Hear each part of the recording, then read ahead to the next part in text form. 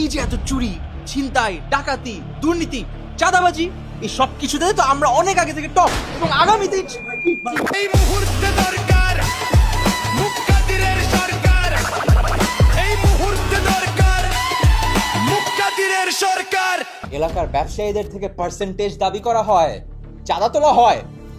একবার আমাদেরকে ভোট দিয়ে দেখেন, ইনশাল্লাহ ইলেকশন শেষ হওয়ার আগ পর্যন্ত আমাদের ছেলেপেলেগুলো করবে না, তাই না? আমাদের দল নারীর অধিকার নিয়ে কাজ করবে, নারীর সুনিশ্চিত ক্ষমতা অধিকার করবে। এই তুই চিনোস আমারে? চিনোস? আমার সহযোদ্ধা ভাইদের গায়ে গুলি লাগবে কেন? দেশ নিরাপত্তাহীনতায় ভুগবে কেন? আগামীকালকে আমরা দলবদ্ধভাবে বাংলাদেশে একটা সুন্দর ড্রোন শো উদযাপন করবো। আর কোনো মা যেন তার সন্তান না হারায়। আমরা কালকে স্কাইলাইনে যাব, আর সহ্য করবো না। কালকে আতিফাস্তানের কনসার্ট হবে। ভাই, বর্তমানে আমাদের দেশের নিরাপত্তার যে পরিস্থিতি, এ নিয়ে আপনাদের পদক্ষেপ কি? দেখেন, ওটা নিয়ে আমি আসলে কথা বলতে চাই না। আমি কথা বলতে চাই পেঁয়াজের যে দাম রাতারাতি বেড়ে গেল, এটা কি ঠিক?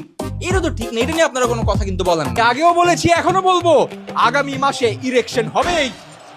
ওটাই তো বললাম, আমি এটাই বলছি, ইলেকশন।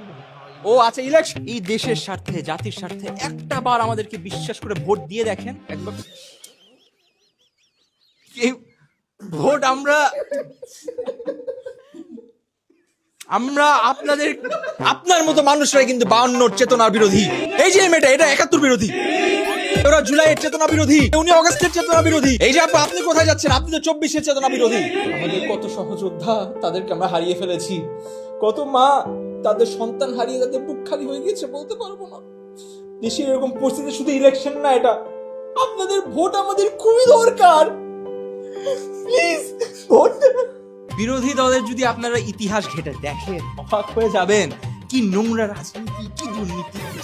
আপনাদের দলের কর্মীদের নামেও তো 120টা মামলা আছে। আপনারা অতীত নিয়ে পড়ে থাকলে হবে?